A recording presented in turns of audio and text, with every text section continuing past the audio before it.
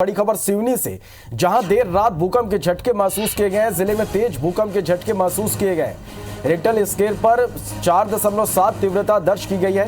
अब तक का सबसे तेज भूकंप का झटका यहां पर लगा है। सीसीटीवी कैमरे में कंपन की तस्वीरें कैद हुई है। जमीन के 5 किलोमीटर अंदर भूकंप का केंद्र बताया जा रहा है और लोग घबराहट में अपने घर से बाहर निकल आए।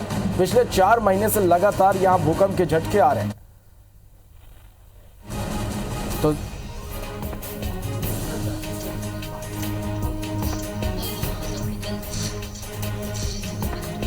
चलिए, जाहिद कुरैशी हमारे संवाददाता फोन लाइन पर जुड़े हैं। जाहिद, क्या कुछ जानकारी इस पूरी खबर पर? देखिए श्रवण, ये एक अकेला झटका देर रात नहीं आया था। इसके बाद लगातार 3 झटके और आए। 3:12 पे भी और 3:42 पे भी झटके महसूस किए गए। लेकिन जो सबसे तेज झटका जो था वो 3:45 पे था। करीब 7.7 रिक्टर स्केल पे इसका केंद्र था और ये 5 किलोमीटर इसका केंद्र बता रहा है इसका भूकंप का। देखिए, लगातार पिछले 4 महीनों से लगातार झटके आ रहे हैं और अभी करीब 15 दिन पहले जो है भूगर्भ वैज्ञानिकों की एक टीम भी सिवनी में दिल्ली से आई थी और उन्होंने जांच करके सिस्मोमीटर वगैरह कुछ जगहों पर लगाए थे। तो देखिए श्रवण, अभी तक सिवनी में कुल मिला के 17 झटके 4 महीनों में आ चुके हैं जो तेज तीव्रता के थे। जी श्रवण। जाहिद, अब जिस तरह से ये खबर है कि जब झटके यहाँ पर लगे लोग दहशत में आ गए, घरों से बाहर निकल गए, किस तरह की स्थिति बन गई यहाँ पर?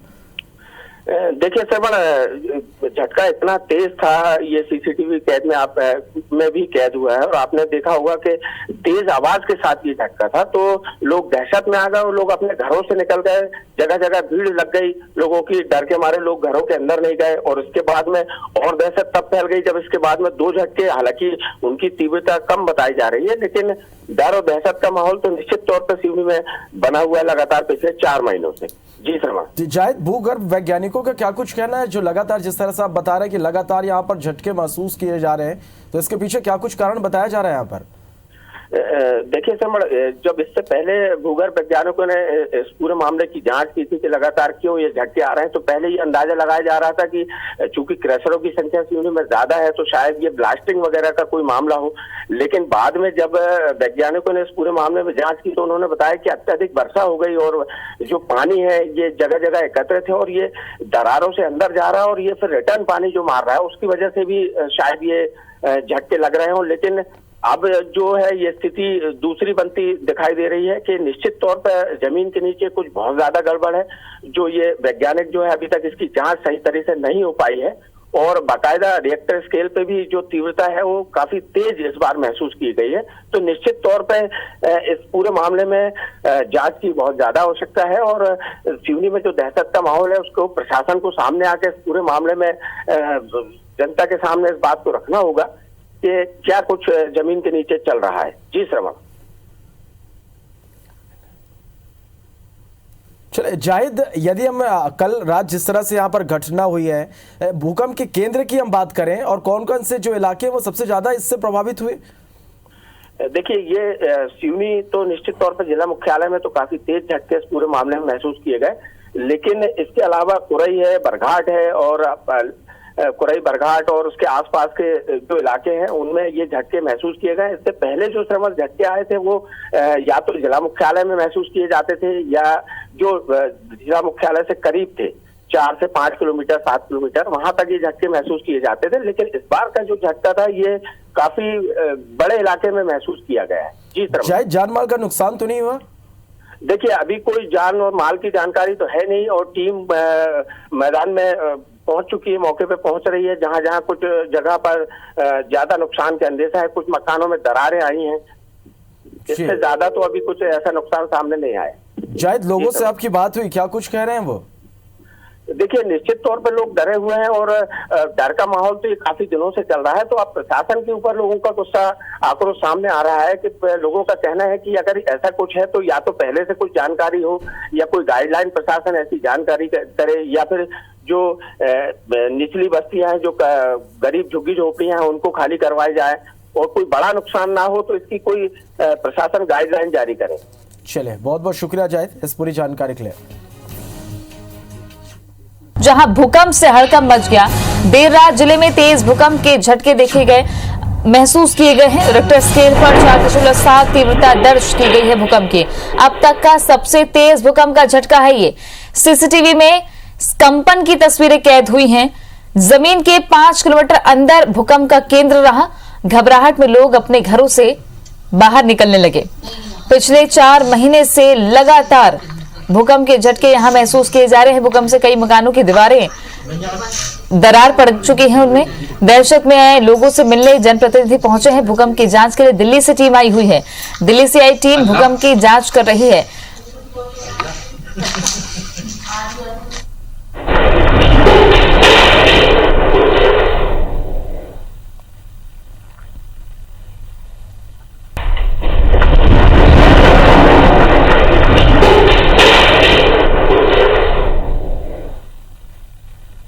तो ये तस्वीर जो आप देख रहे हैं, पिछले 4 महीने से लगातार ऐसे झटके महसूस हो रहे हैं भूकंप के। आखिर सिवनी में भौगोलिक हालात क्या बने हैं, इसकी पूरी जांच दिल्ली से आई टीम कर रही है। 4.7 तीव्रता का तेज भूकंप का झटका सिवनी के लोगों को लग रहा है।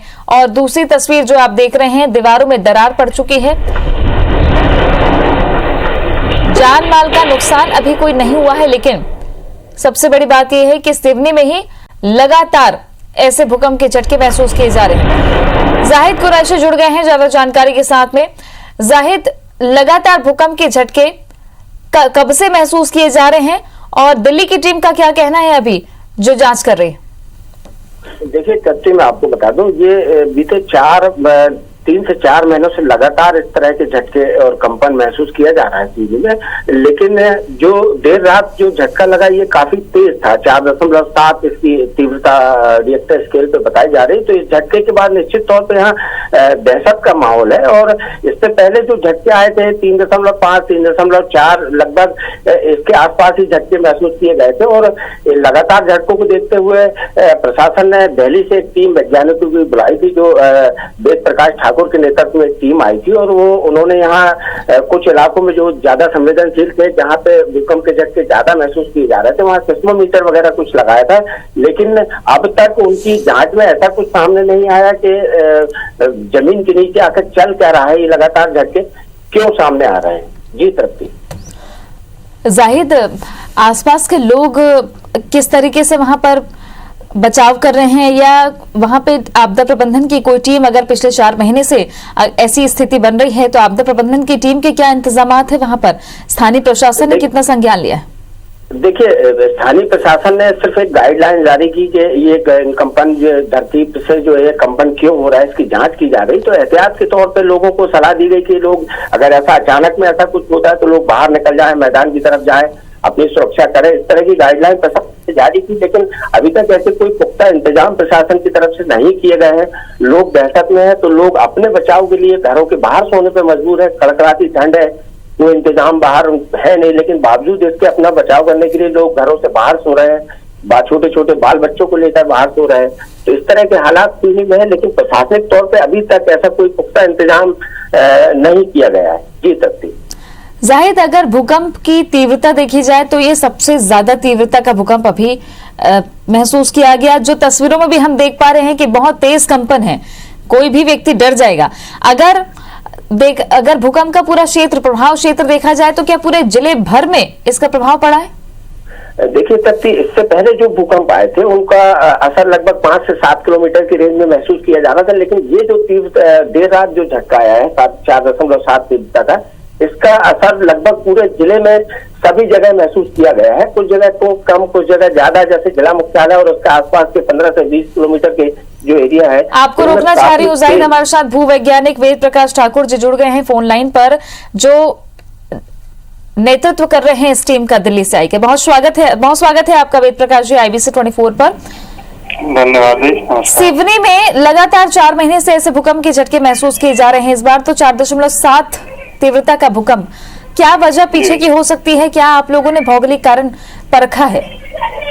एक्चुअली इसका रीजन जो है अभी कुछ हाल ही में आपने जैसे देखा होगा कि रेनफॉल बारिश काफी ज्यादा हुई है और हमारा जो एरिया आता है ये एरिया डेक्कन ट्रेप का है, ब्लैक कॉटन सॉइल का।